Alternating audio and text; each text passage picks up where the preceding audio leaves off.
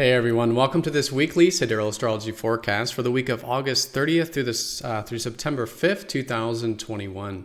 All right, so this week we have not a whole lot going on astrologically, although we do have a very important aspect taking place around midweek on Thursday. The planet Mars, the planet of assertiveness and where we're taking action in our life, is going to be opposite up to deep, watery, and emotional Neptune. So usually with this, we may feel a little bit collectively a bit lost at sea. It is important to go more with the flow, surrender what's outside of our control, and channel our motivation and drive towards things that are more important to us on a soul level. Right, and a spiritual level, and in this way it becomes very constructive. Sometimes oppositions can also deal with relationships or our external environment, so maybe some things there to again practice a little bit more receptivity with could be a very constructive way of working with this. But all in all, we are ending the current lunar month this week, so coming into the week we'll be in the third quarter phase, which is good for action and initiative. But as the week progresses, the energies are lowering. We are getting to the lowest phase of the cycle. We will have a new moon next Monday. And so in that case, a new beginning to the cycle. So good to complete and end things, particularly around the weekend. Around the weekend, Mars will enter more improvement-oriented Virgo. So adding more to that, we do have a lot of planets already there. And Mercury trending up to Saturn on Saturday. Maybe a good grounded mind and good grounded communications. All right, so let's go and take a look at all of this here in more detail when we return.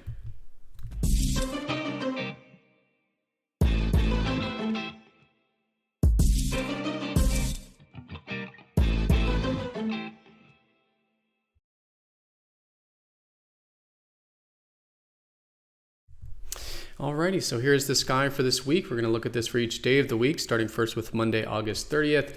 And as you can see here, we are using the visible sky called True Sidereal Astrology, and it does change the signs from mainstream astrology. Some constellations are much larger and smaller than others, so the signs do change. If you are new to the channel, definitely check out that link down below for more information. All right, so let's do a bit of a recap coming into this week. Where are all the fast movers? And they are very much concentrated between Leo and Virgo. So we still do have the Sun and Mars finishing. Mars will be finishing Leo here this week. And so there still is this fire. And it's been great for the past few weeks, or more. It's been great for self-expression and doing the things that we love and things that are close to our hearts, whether it's hobbies, interests, just creative self-expression, but fun things, things close to the heart. Very good to continue to focus on, and we're probably asserting ourselves or taking action in the way of our passions and what energizes us. Now with that though, there is a lot of earth energy, which is very different from fire. And this is where Mercury and Venus are in more improvement-oriented Virgo. So first of all, Mercury loves to be here. So in this case, our minds are very good for analyzing things at the moment. Very good being able to solve problems, fix things, find solutions to things, work on things. So great to use our mind in that analytical sort of way. Now Venus here is more challenged, and in this case, when it comes to our relationships, there is a bit of that improvement nature. So it is great to join up with others in the realm of how we can share improvements, whether it's through personal development or health, these kinds of things of working together, or also relationships with work can be very beneficial with Venus here. But we could be enjoying some of this improvement-oriented nature and just being aware of any perfection or over-improvement or over-detailed, but channeling it constructively, I think is fantastic. So in terms of the aspects this week, as you can see here, really one major aspect, Mars, the planet of fire and drive, will be opposite up to that more emotional and watery Neptune we'll talk about. But let's go and take a look at the day by day, starting first with Monday, the 30th here. So the moon will be in Taurus both Monday and Tuesday. And in this context, the moon is very strong here, loves to be here. It is forming the square to the sun, however, so it is the third quarter phase, which usually means it's good to challenge ourselves and take any action and initiative towards whatever came to our awareness from the last full moon, which was a week ago, coming into this week. And so good to challenge ourselves, take some action. And with Taurus, though, it is great to take things slowly and steadily. It is, again, combining the fire with the earth. So while it is great to, again, do what we love and express ourselves, at this first couple days, particularly good for taking things slowly and steadily, one step at a time, stopping to smell the roses, let's say, and connecting to nature and the natural world, or just abundance in our life in some capacity, could be a great way of working with these first couple days. And then once we do get to the Wednesday time period, for both Wednesday and Thursday, the moon will be in practical Gemini.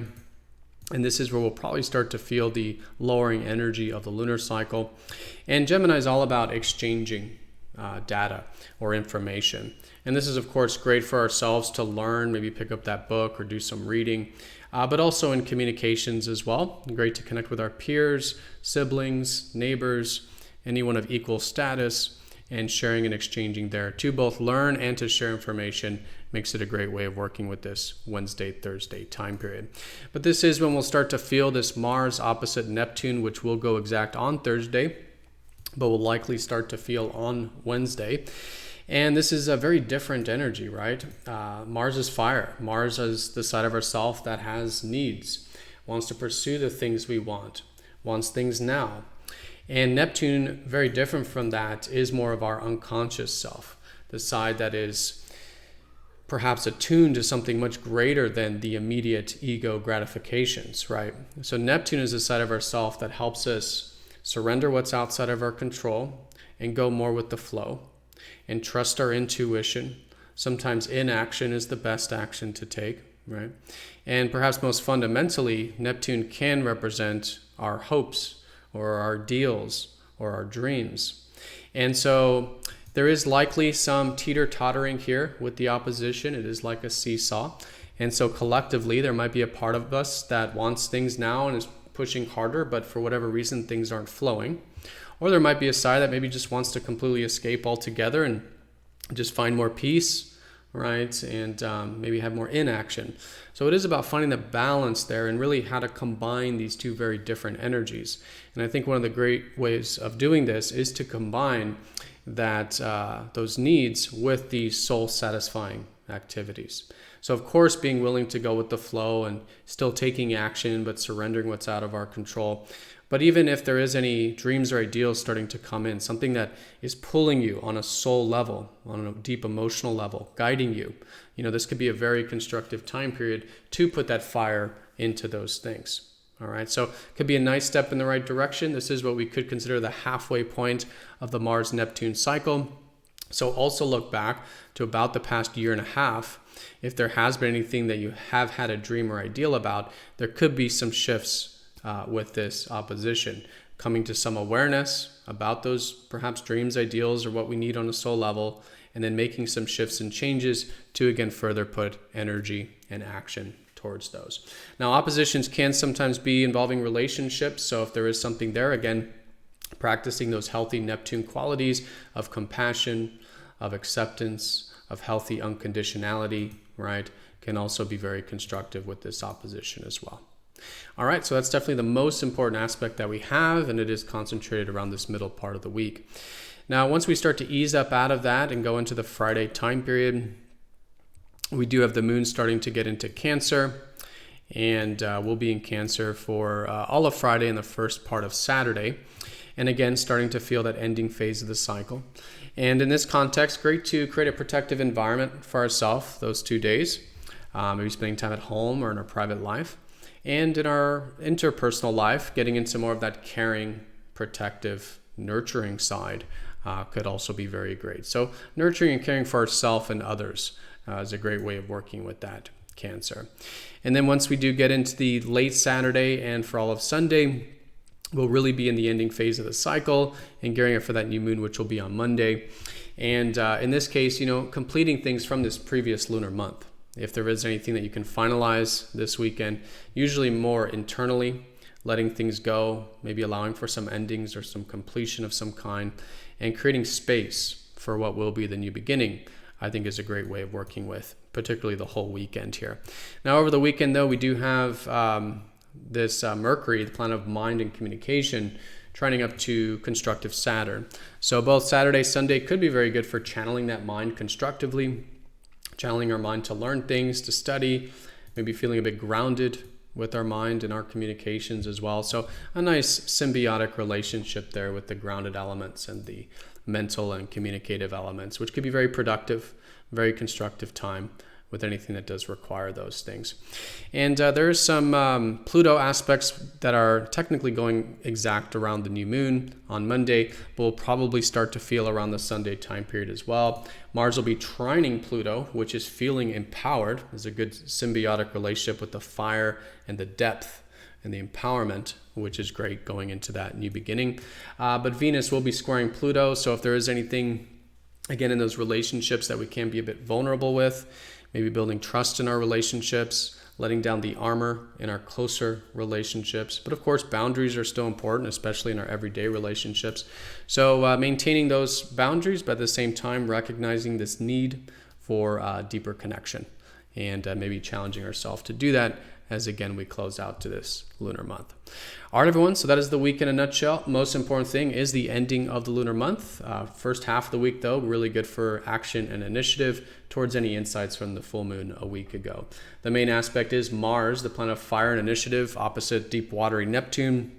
How can we balance this ego and the unconscious, or the spiritual self, right? The ego and the spiritual self, and combine these two, align our short-term needs with what's important to us on a soul level and what is going to bring in more soul fulfillment in our lives.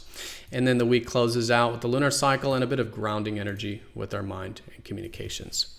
Oh yeah, and one more thing I almost forgot. So Mars will be changing sign this week, and this will be around that Thursday time period, Saturday. This will be the Saturday time period ending the week. Mars will leave fiery Leo and start to go into improvement-oriented Virgo.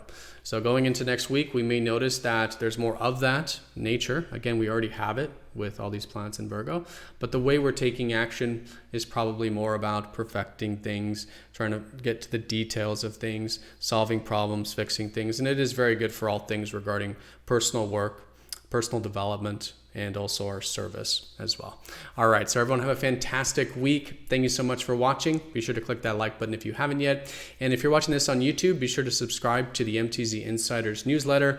It's a newsletter where you do get these videos released first before YouTube, and it's delivered directly to your inbox. So do check that out. But again, have a great one, everyone. Thank you again, and I'll see you all next time for the next astrology forecast. Take care.